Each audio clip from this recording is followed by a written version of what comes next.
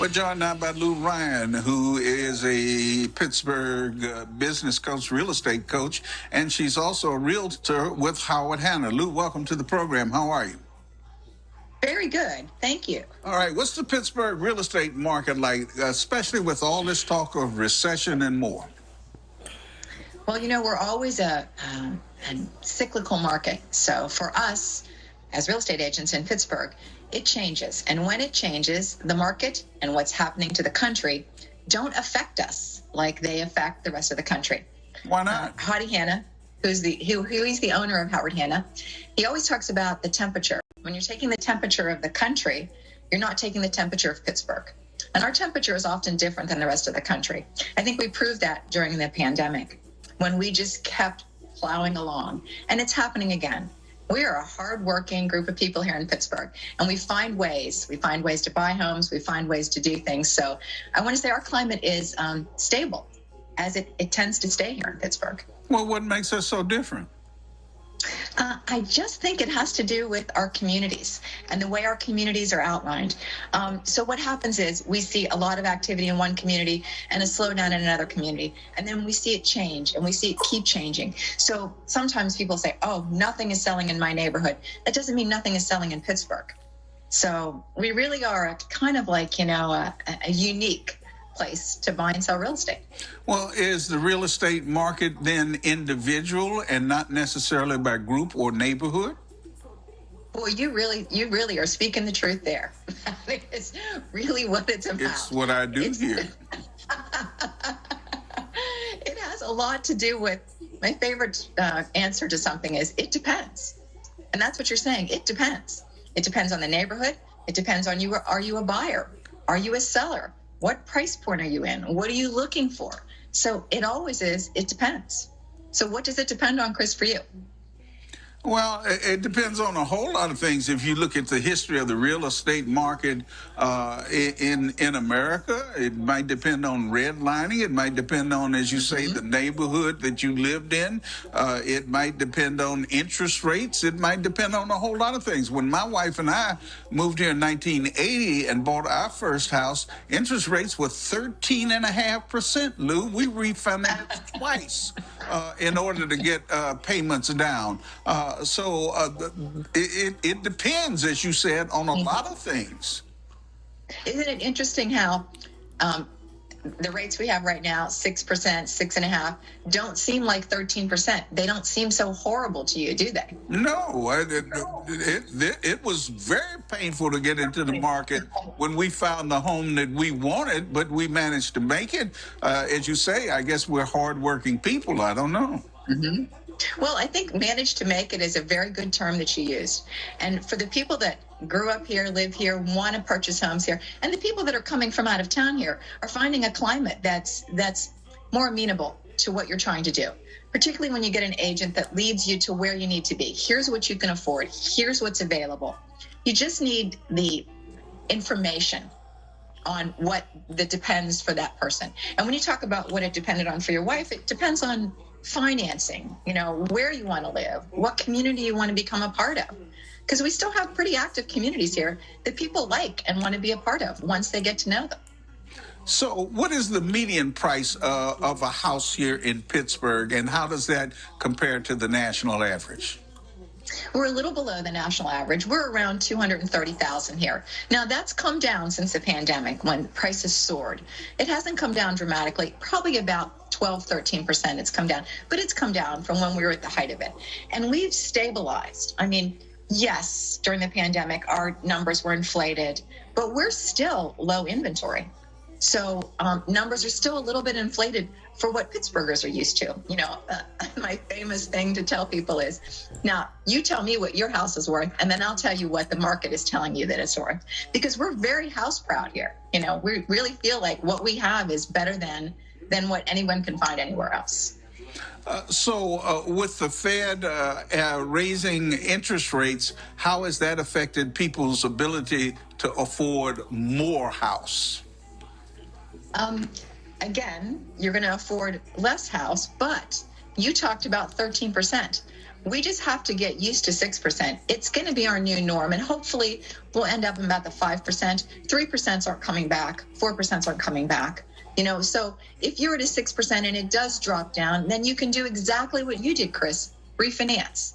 So once you're an educated consumer buyer, you say, look, this might exist right now, but the need for a home still exists right now.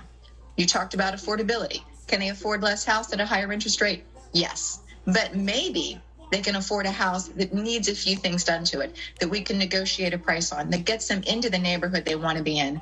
And then during that course of time they're in there, they can increase their investment. So few people look at their house as an investment, but it truly is, for most of us, our biggest investment. I know you want to do business as a realtor, but do you ever advise people that this may not be a good time for them to get into the market? My favorite story, my husband is a mortgage banker, and I went to an appointment and I spent an hour and a half with people, and I came back and he said, what's happening? Are they going to buy something? I said, absolutely not. I've convinced them to stay in their apartment for another year. You have to be straightforward with people. If it's not affordable for them at that particular moment, it's just not.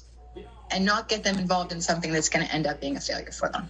We are notorious as being poor savers here compared to some other countries around the nation. How important is saving before you make that big purchase of a house? Important, but because how we finance has changed so much. When you bought a house and when I bought a house, we didn't have seller assist. We couldn't roll costs in. We couldn't do a lot of things. We didn't have creative financing. We didn't have as many grants available to us and aid trying to help people get into homes. So if you really do your research, I think you can find a way to get into a house. Should you save? Absolutely. The people that have saved make it so much easier to get into a home. And truly, my Gen Z group of people that are now starting to buy houses are savers. They're putting their money away, and they're also buying things that make more sense to them, investment-wise, size-wise, price-wise. So it's important to them, these Gen Z people, not necessarily to have a new car, but to save and afford for something that's really wealth building, like a new house. Correct. And maybe not a regular house. Maybe something that's a duplex. Maybe something that's going to create a different stream of income for them.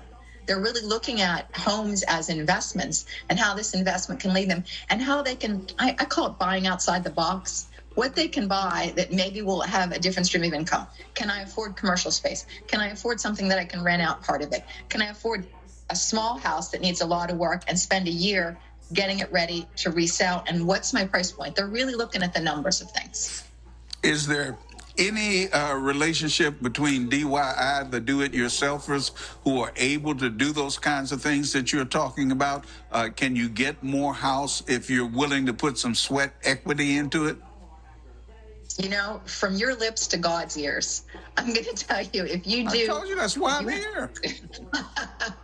If you do DIY, if you do it yourself, I call it sweat equity. Mm-hmm. So you buy that house and you rip out the carpet yourself and you do the painting yourself and you go to Home Depot and Lowe's where they give you classes on how to hang things and what to do. You take those classes and that sweat equity then turns around and you can leave that house, make a little profit, and move on to your next house. Well, that never worked for me. My wife sees me with a screwdriver, and she says, what are you getting ready to do? I said, just going to tighten the banister. She said, no, I'll call somebody. All right. Lou Ryan is our guest. We're talking about the Pittsburgh real estate market. What happens if there's a coming recession? Should you buy now? Should you wait? Should you invest in other properties? We'll continue our conversation with her after these commercial announcements. Lou Ryan is a Pittsburgh realtor. She is with Howard Hanner and a real estate business coach. Okay, coach, put me in. I'm ready to play. My wife and I have saved up 20 grand and we're ready to buy. What do you advise? Is this the first house you ever bought? Yes. So tell me a little bit about what you need. What needs do you have? Well, no You children, got 20 grand no saved. children, don't need any excessive bedrooms or bathrooms, but like a nice backyard in a good, safe neighborhood. What kind of community are you looking for? Are you looking for something close to the city? Do you take your No, car? I need to live in the city. I don't want to live in the suburbs. I cannot stand the headache of going through the tunnels that people have to deal with. I do not want to sit in traffic all day. Do you want a community that's walkable? Do you want a community that allows you to walk to church, to walk to the grocery store? Not necessarily. Okay. Yard, garage.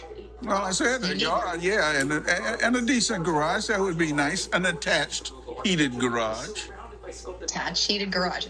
Here's the most important point, Chris. You have your money saved, which is great that you have $20,000 saved. It's wonderful. What's your price point? Well, it depends. It depends what we come up with as the final payment. I think that's the way that my wife and I would average it into our budget if we were in the predicament that we're describing. Have you been to talk to a mortgage banker? Not yet. We're talking to you. You're the coach. Come on, coach. And I am the person that's going to find you that perfect house, but I'm not the person that's going to handle your finances for you. I need you to sit down with a mortgage banker and talk about your debt to income ratio. Really important. It's great that you have the money saved, but that money saved is how much house is that going to buy for you? It's not just your neighborhood. It's not just the price point. It's your taxes. It's your insurances. You might have gone online, Chris. Did you go online and do a mortgage calculator? Did you look at a mortgage calculator online? Nope. Okay, so you're the first person I've talked to. Well, that's good. I'm glad because I'm going to lead you to the places you need to go to get this job done. I like to tell everybody I'm here to hold your hand. But that sounds like I'm going to spend more money between you, the mortgage banker, and all these other people you're talking about. That sounds like that could eat up my 20 grand. Do you think you're going to pay me as an agent, a real estate agent, working with you as a buyer? No, I don't know how it works. I'm asking you to explain it to me. I will. So as a buyer, I would be a buyer's agent for you. There's literally only one small charge for you, which is an admin fee to the company that I work for, Howard Hanna. So you'll pay an admin fee. Everything else is done gratis until we close on the house. I'm an independent contractor. I work for you. Out of the goodness of your heart, you will get me the best deal that you possibly can? My fiduciary responsibility is to do that for you ethically through the real estate licensing. Well, tell me about these ads that I see all the time about I'll buy your house as is. Do they have any fiduciary responsibility to the homeowner? Do you have time for me to tell you a real quick little story? Sure. I had someone call me recently who talked to one of those people, and the people were going to come in and they were going to buy their house. No other cost to them. Leave all your stuff in the house. You can walk away from this house. And they gave them a price of, truthfully, they gave them a price of $80,000 for a little ranch in a small community. And the neighbor said, "Have you called Lou Ryan?" And she said, "No, why would I call Lou Ryan? They're going to buy my house for $80,000 and I'm going to walk away and not have to do a thing." She said, "Would you call and talk to her?" So I met with her and talked to her. We just signed a contract on that house for $145,000. So again, it's having a professional help you through the process. Okay. House buying is the way to wealth building here in America. What can you say about the ability of people to get into the housing market so that they can get that wealth and pass it down generationally to their heirs? I think it's very important, but I also think it's gotten more difficult for quite a few people to purchase a house. So I worked with the URA a little bit and coached, as you're saying, buyers in those meetings to talk to them about how to get into a home. There's a variety of ways to do it, not just the direct route, which is call a real estate agent, have her find you a house. There are programs that Pittsburgh has available that can put people into housing, that can help you get into housing. But you have to be willing to put the effort into coming to classes, learning about things, doing things. It is the best way to build wealth, 100%. My young people, my Gen Zs that I said earlier, they're starting to understand how important it is to be able to purchase something early, not wait until, our millennials, had so much school debt, had so much oppression they felt. They ended up not buying until their mid-30s. But these Gen Z people are understanding in their 20s they need to start building wealth. And how can they do it? And they're asking me, and I'm trying to help them. So you're 100% right. For generational speaking, to pass through generations, homes are the most important thing. Lou, last night I watched a program on the 1619 Project, and they talked about... I taped it. I didn't see it. I understand, but...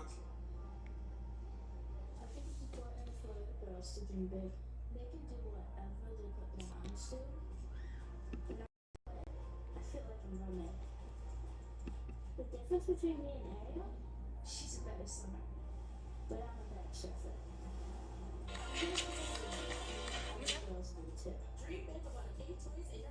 Let me explain it to you. They talked about black homeowners trying to build that wealth and how they had been prevented through the things that I had mentioned before, redlining and the rest. Have things changed significantly so that that is not the case anymore? I don't want to say significantly, but they actually have changed. Howard Hanna actually has a new division in their mortgage company that is really working with people to try to help them understand how to get into housing, how to get through that threshold. Lamarcus, who's running that division, is fantastic, and he's really helping people that have never bought before, who maybe their family has never bought before, get over that threshold of buying. So I'm going to say it's changing. I'm going to say it's an important change, but and I didn't watch the program last night, I'll tell you, it takes time. All right, let's go back to the Federal Reserve. What happens if they continue to raise interest rates? Are you, as a realtor, concerned that that's going to dampen the market and home sales will fall? I think it's gonna continue this roller coaster ride we're having, which is people get really amped up to buy a house, and we get them in and we get them qualified, and then the rates go up and they feel panicked, so they slow down again, and then the Fed changes them and they pick up again. So we've just been riding that little roller coaster all year of what the Fed is doing. It won't kill it because there's always people that are buying houses. There's always young couples getting married. There's always people, unfortunately, losing spouses. Houses are selling. Those people are ready to buy in neighborhoods. So we'll see it. We don't see the kind of dramatic decrease that we see in other parts of the country, but we will feel it too. All right, Coach Ryan, we got about a minute left. What would you leave us with about the Pittsburgh market and whether it's a good time to get into it or not, buy or sell? It's a good time. It's always a good time to buy a house. What you just talked about, it's an investment. Even if those rates are up a little bit, if you look at it as the biggest investment you're going to have and figure out, with the help, typically of a realtor, to be able to get into that house, you're not going to lose on that. But I tell people, it's an investment. You wouldn't put your money with an investment firm and never look at it again, or put your money in the bank and never look at the interest rate. So when you buy that house, remember, you've invested in it. Continue to fix it up. Take care of it. That's your investment that eventually you're going to be able to resell and make a profit for. Okie dokie. Lou Ryan, we appreciate your time and your expertise. I hope people are listening and they will contact you if they are looking at buying or selling a home, okay? You know what? I hope they contact a real estate agent. That's the most important part. Okie dokie. Lou Ryan, thank you very much. Thanks. All right.